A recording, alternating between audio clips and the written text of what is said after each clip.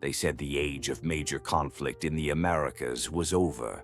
They said no one would ever dare challenge the United States again. But in recent years, something changed.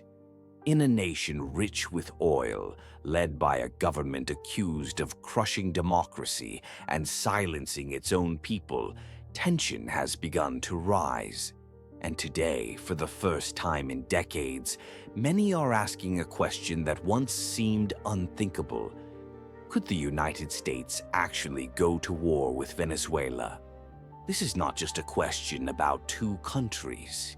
It is a question about power, about influence, about what happens when an unstable regime sits on some of the largest oil reserves in the world, and when the world's strongest military decides that enough might finally be enough. To understand how we reach this point, we need to go back to elections disputed, protests crushed, millions fleeing across borders, and one man at the center of it all, Nicolás Maduro. For years, the United States has labeled Maduro's government as a dictatorship. Sanctions were placed, diplomats were expelled, money was frozen. But something else happened too. Venezuela's economy collapsed, shelves emptied, people starved. And as the situation grew worse, Washington began to ask a darker question. What if sanctions are not enough? What if force becomes the only option left? A war with Venezuela would not look like Iraq or Afghanistan. It would be faster, more precise, driven by intelligence, drones, cyber operations, and elite special forces. The United States does not need to invade a nation to change its leadership. It only needs to target the right nodes: communications, air defenses, command structures, the nervous system of the regime. And if those systems go dark, everything else follows. But Venezuela is not alone. Behind it stand two shadows: Russia and China. Over the past decade, both nations have invested heavily in Venezuela: weapons, loans, and political support. For Moscow, it is a chance to poke Washington in its own backyard. For Beijing, it is about resources and influence. And that is where this situation becomes dangerous, because any conflict touching these powers risks spiraling into something much larger than a regional crisis. So, could the United States go to war with Venezuela? Militarily, the answer is clear. The US possesses overwhelming air power, unmatched surveillance capability, and elite units trained for exactly this kind of operation. The question is not whether America can, the question is whether it should. War does not only destroy armies, it destroys families, cities, futures, and every missile fired starts a chain of consequences that nobody can fully control.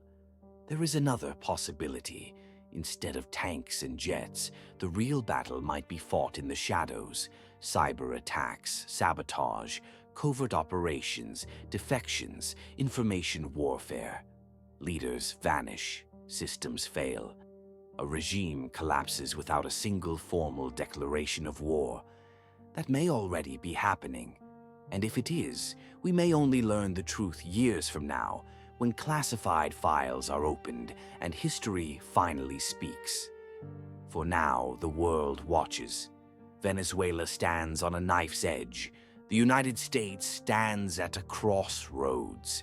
And somewhere in rooms without windows, people are deciding the future of a nation, and maybe the beginning of the next big chapter in American military history.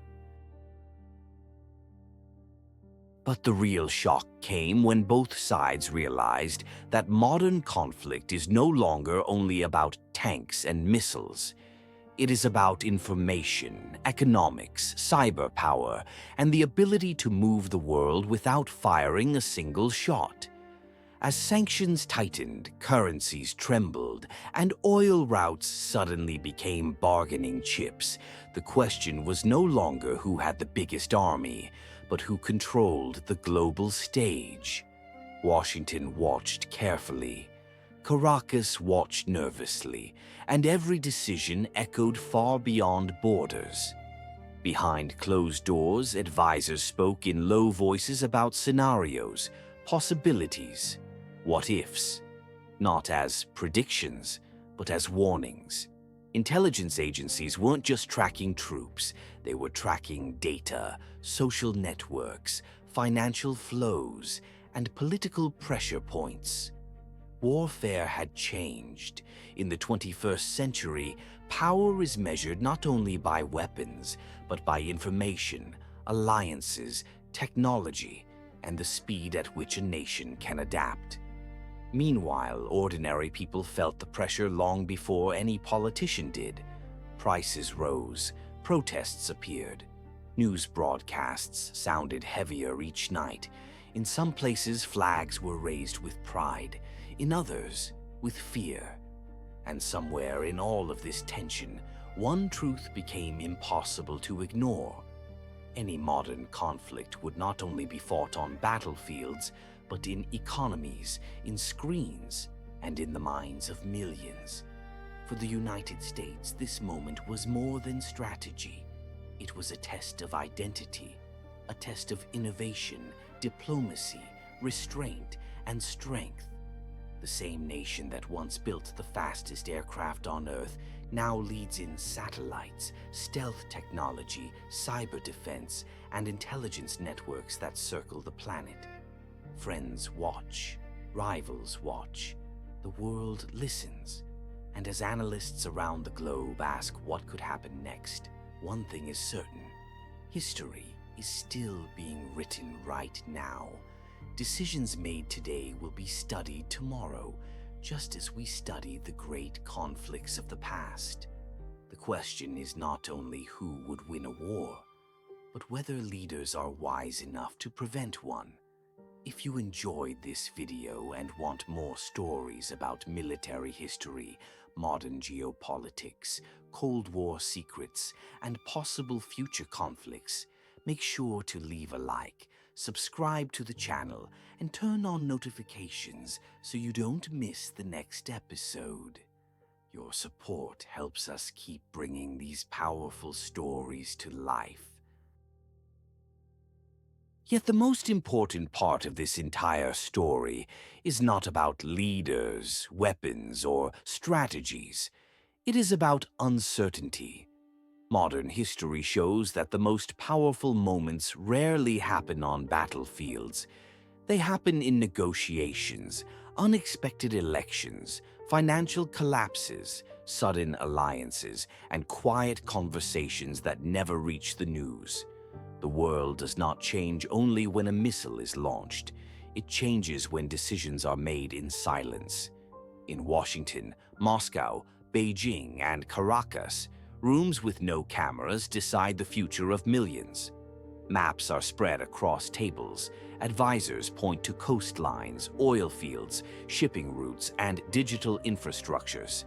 Every choice has consequences, and every hesitation has a price.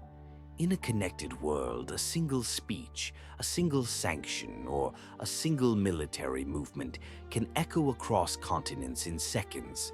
And despite all the tension, one truth remains. Most leaders know the cost of real war is far greater than anyone watching from a distance can imagine. Modern weapons are faster, more precise, and more destructive than anything seen in the great wars of the past. A single mistake could rewrite history overnight. That is why today's conflicts are fought in shadows, through pressure, intelligence, cyber operations, diplomacy, and psychological influence, rather than massive armies colliding head-on. For the United States, this era is a proving ground. It is a moment to show whether innovation, democracy, strategy, and resilience can prevail in a world filled with uncertainty. America carries not only military strength, but a sense of identity built through a century of victories, sacrifices, and technological leaps that shocked the world. Allies look to it for leadership, rivals test its limits, and history watches closely. As we move deeper into the 21st century, one question rises above all others. Will the next great conflict be fought with bullets, or with information, with armies, or with economics, with soldiers on the ground, or with decisions made on screens thousands of miles away? The answer may define not just one nation, but the future of the entire planet. And that is why understanding these stories matters. They are not just entertainment. They are glimpses into the forces shaping tomorrow. Every Cold War secret, every modern military innovation, every unexpected political twist becomes part of a larger picture, one that reveals where humanity might be heading next.